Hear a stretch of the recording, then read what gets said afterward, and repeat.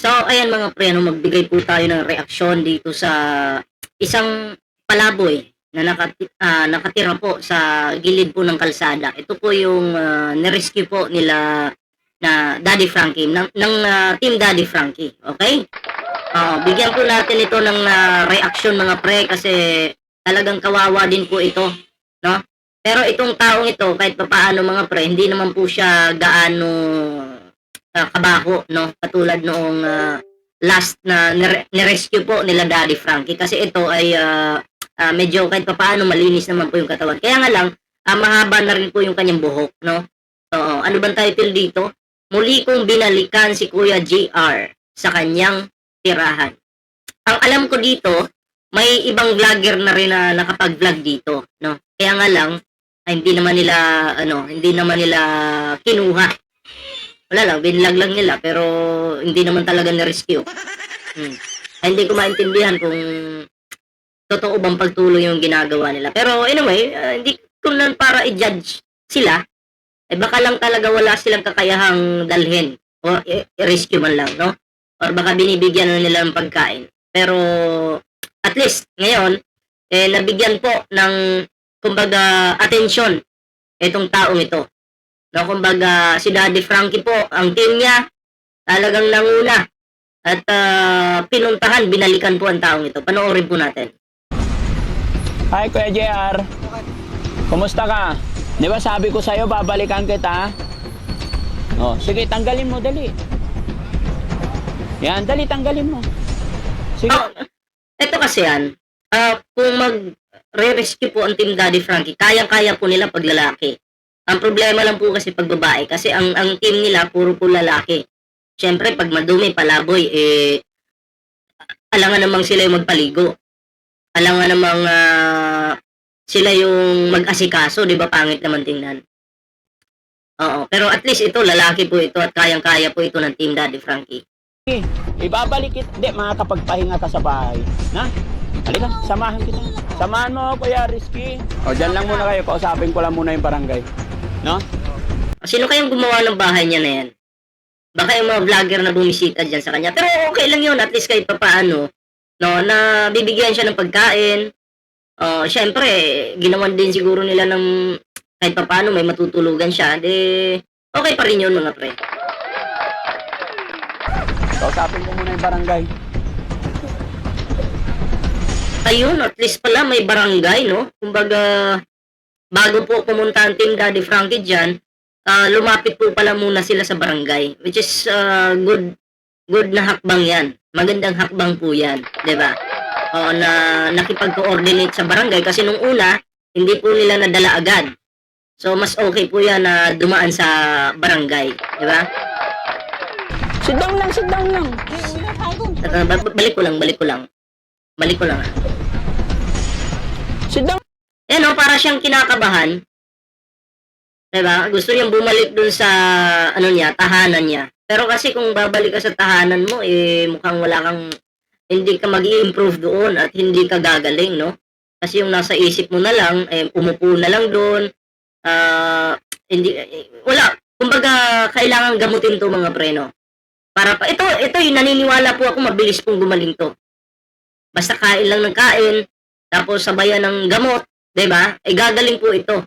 Si Oliver kasi malala na yun eh. Although may pag-asa namang gumaling si Oliver, nakikita ko naman, pero ito mas mabilis po ito. At may pag-asa po talaga. Diba?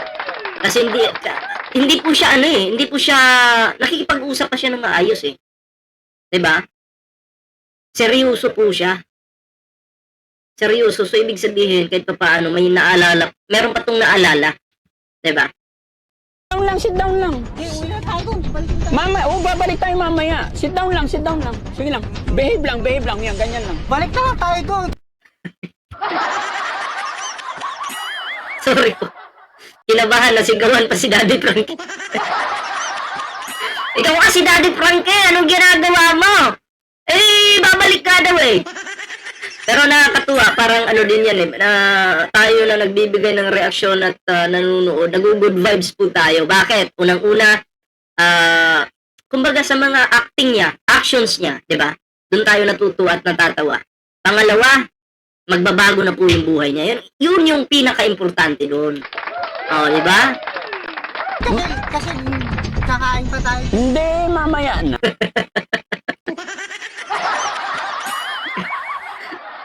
Oh, sige. Maligo muna tayo. Sit down lang dyan. Upo ka lang dyan. Oo, masarap kumain pag ano. Masarap kumain pag bagong ligo. Di ba?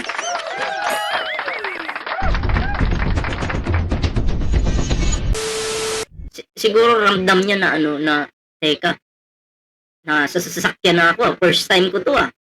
Saan kaya kami pupunta? Siguro kinakabahan po.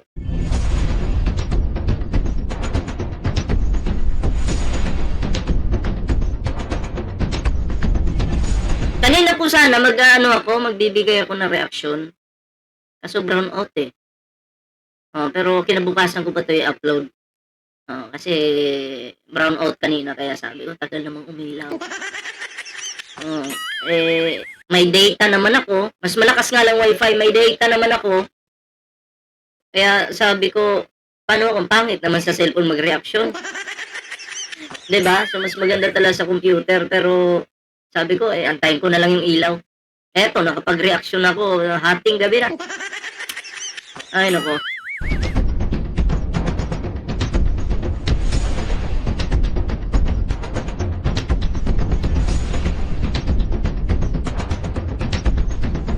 Monday.com, the opposite of any work platform we tried in the past. You can really see that they care about their user. Then just Dito tayo. At sa araw na ito mga kababayan, sa gabing ito, kasama natin sa pagmimisyon si Aling Rochelle. Kaya eto, medyo napasabak po kasi kami sa traffic na lugar mga kababayan. Pero ang vlog natin ngayon mga kababayan is regarding po ito kay Kuya JR. Yung tinag ng karamihan sa Team Daddy Frankie. Kaya napuntahan na namin to nakarang araw na i-upload na rin namin. At nangako kami kay Kuya JR na babalikan namin siya. At ito na po yun, yung araw na yun. Kanya nga lang talagang medyo inabot kami ng gabi. So sana lang mga kababayan ay makita namin siya doon sa pwesto niya. Makita namin siya tonight para mapakiusapan na madala natin siya sa shelter para makulture natin yung katawan niya hanggang sa madala natin siya sa pagamutan. No? Samahan nyo kami mga kababayan, mga kabarangay. At syempre, honey, shoutout mo rin mga subscribers mo. Magandang gabi po sa inyong lahat. Shoutout po sa lahat ng mga sumusuporta sa Team Daddy Frankie. Para mas marami pa tayong matulungan. Kumusta ka? Hindi ka napagod sa biyahe? Okay lang. Pangiting-ngiti ka lang dyan eh. Siyempre, basta kay Honey. Ha?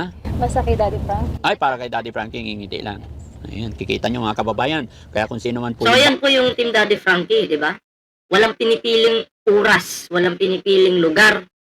Basta pag may nangangailangan ng tulong, nandun po agad. Pero, sana naman po, ma-appreciate nyo po yung ginagawa po ng Team Daddy Frankie. Hindi po yung maghahanap lang tayo ng butas, wag pong ganun. Alam ko maraming mga ganung content creator na kahit maganda yung ginagawa ng tao, maghahanap pa rin ng butas.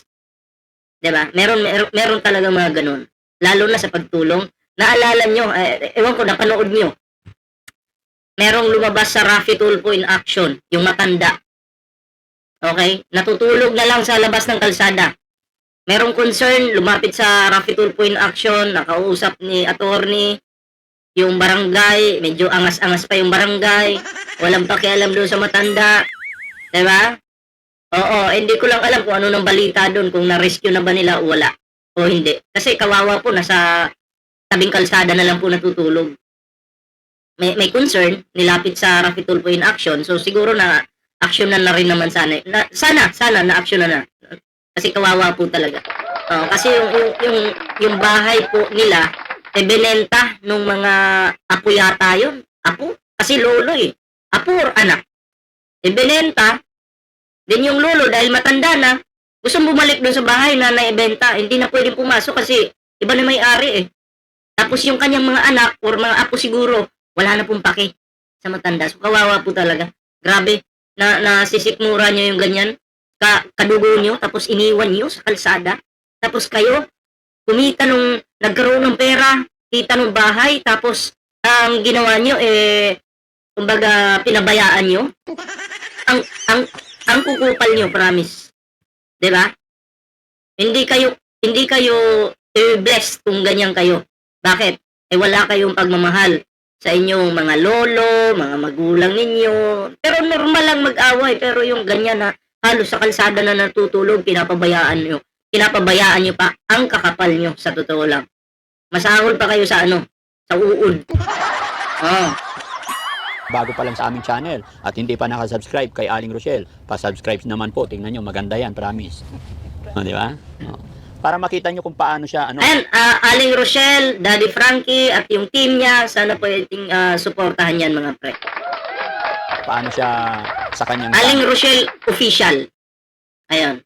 channel, masundan ninyo yung mga ginagawa rin niya. Sundan nyo lang po sa kanyang YouTube channel, Aling Rochelle Vlogs po. Ayan. Sorry. Vlogs pa. Kasi noon official eh. Vlogs na pala ngayon, sorry. Salamat at dire-diretso tayo sa video. Gagabihin talaga tayo ng gusto. Kagabi, alas 12 na tayo nakauwi ng bahay. Ngayon? Hindi naman. Rider na pala si Oliver. Ayaw ko.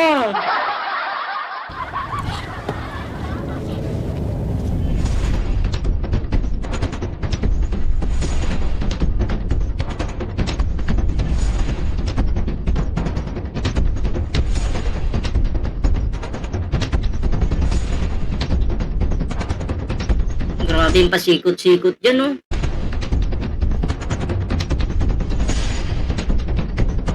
Ay, direct na natin dun sa sa yung gusto ko yung reaksyonan yung yung nakasakay na. Okay. Ito yung mga barangay, oh. Tingnan natin muna to. Ba't may naghiwa ng buhaya dyan?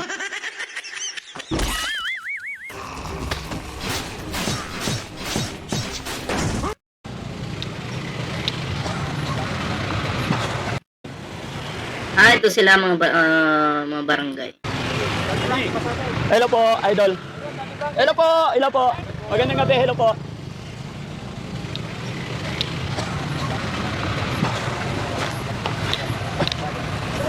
Kunti pa kasi maputik. Ilaw to.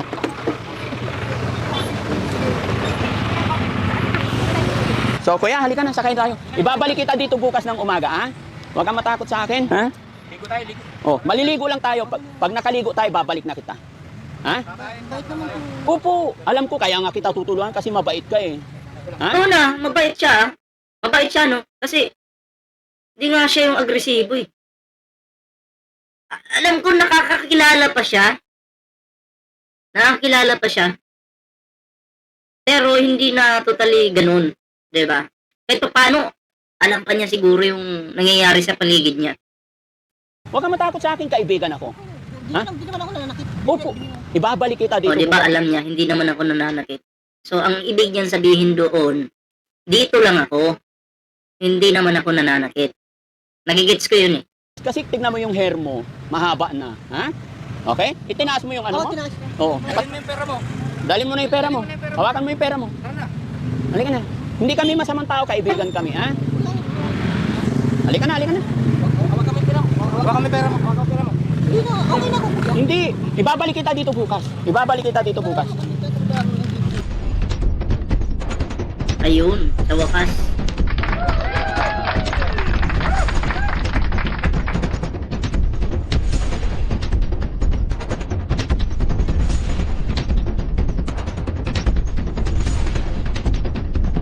Gusto niya talagang lumabas. Oh, yun, nakasakay na. Medyo kinakabahan siya.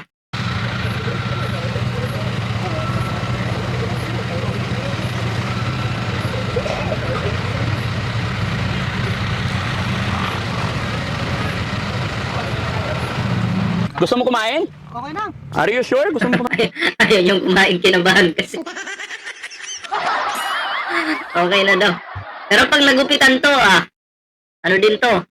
Medyo pupugi. Katulad ni Oliver, di ba? Kain? Kakakain mo lang? Hindi, kain ka. Sige, abanti tayo guys. Oh, magpapakan na lang ng chicken. Ayoko. Ano gusto mo? Ha? Chicken. Mamaya na. Kasi mga kababayan, kakakain lang daw niya. Marami na mga pagkain. Yun yung problema pag hindi mahilig sa pagkain. Kasi sa nakikita ko sa kanya, hindi siya mahilig nun. No? Pero iwan natin kung magamot ito, syempre yung gagamot dyan, titingnan. Baka, syempre, baka may mga injection, pampaganang kumain, gano'n. Diba, kompleto naman yan. Hindi katulad kay Oliver talaga, grabing kumain, no? So, pag ikaw kasi ay matakaw, so mabilis yung recovery mo. Kain ngayon sa kanya. French fries na lang. Oh, French fries. Kain ka. Patatas. Kakain ko lang. Kakain mo lang. Kinakain ako dun. Oh. So, Kuya JR, So, alam nga niya yung nangyayari sa sarili niya. mula ngayon, ako kaibigan mo si Daddy Frankie Behave ka lang dun sa bahay Papakabait ka Ayun, nakasmile siya. Screenshot ko nga ito. Maganda to, nakasmile. Kaibigan mo si Daddy Frankie Behave ka lang dun sa bahay Papakabait ka Ayun. Hindi ko nakuha. Ayusin natin yung buhay. Ano ka nga muna, wait lang. Behave ka lang dun sa bahay Papakabait Ang hirap kunin ng tsamba yung hindi blurred. Ayusin natin yung buhay mo. Ayan, screenshot ko lang po. Ayun. Okay, tuloy natin. Tulungan mo yung sarili mo para magiging okay ulit, no? Bata ka pa kasi. Malaki pa ang pag-asa, no? Malaki pa ang tsansa, no? Ano tinitignan mo? Wala, doon ako na tingin. Maghapon ka doon nakatingin. Oo, tutulog na sana. Tutulog na lang Tutu. ako sana Paano ka matutulog? Buti nga napalitan ko yung damit mo, basang-basa ka. Basang-basa sa ulan. Yung mga kababayan, tama po yung tag nila sa akin. Tama po yung sinabi nila na ang taong to, abutan na lang ng ulan, araw. Siguro masasabi ko na lang siguro, batikusin nyo na lang yung mga fake charity vlogger na kunyari tumutulong. At talagang binibideo lang nila, pinagkakitaan lang nila yung tao.